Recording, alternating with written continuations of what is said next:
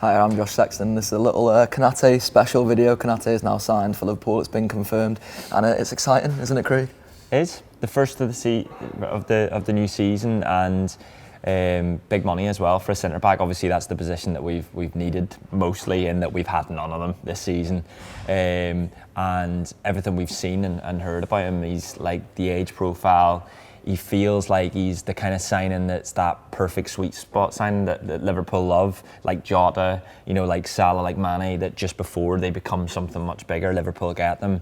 And at the price that they're getting him for, with his age, the fact that he's a French under-21 international, played Champions League football, all the hits, tells me that it's a really smart bit of business for Liverpool. And you mentioned the price there as well. The price is interesting to me in particular because Liverpool have bought 3 players during this pandemic now. I think I'm right in saying, and Jota and Thiago as well. And you're looking at some of the prices that are getting touted around for some players, and it's been quite smart business from Liverpool in terms of the fees paid. 35 million for Konate, it seems, about 30 million for Thiago, so for about 40 for Jota. It's Liverpool doing more smart business during these times, which everyone's been dead uncertain in. I think so, and I think the age is the big part of that, isn't it? That he's 22. He has 70 games for Leipzig.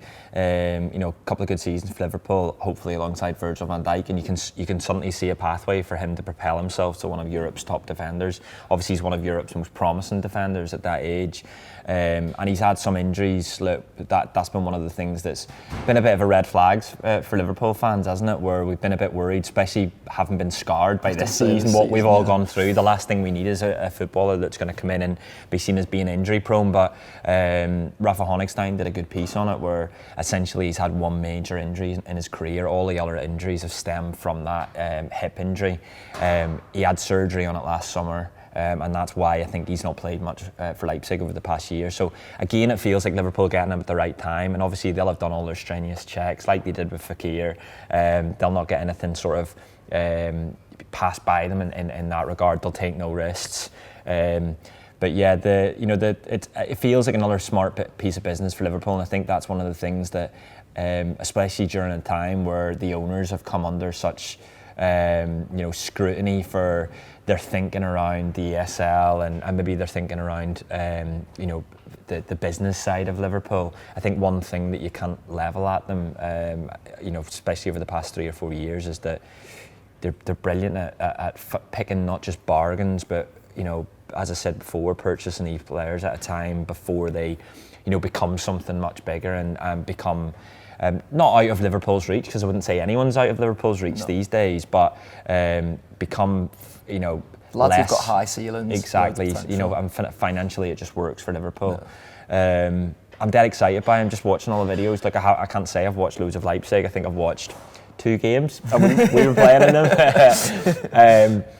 But obviously, as soon as his name was sort of spoken about, David Ornstein did the piece a couple of months ago in The Athletic, and I know we did a lot of content back then. But just watching him, he just seems so aggressive, but so composed on the football as well. He looks as if he's got like the vertical passing that when you're playing with a team with wing backs that are pushing up in the way that we do, with defenders that play so high, that vertical passing, having a defender that's able to play those balls into midfield and create something from deep will be brilliant. But then obviously defensively, he's so quick and so good in the air. And it was interesting reading more about him this morning, whereby the name that most come up most when they were comparing footballers was Virgil van Dijk, which is, it's good news. Yeah, fantastic news. And like I said earlier, the two of them playing together could be something to behold next season. I mean, Joe Gomez, I'll have something to say about that.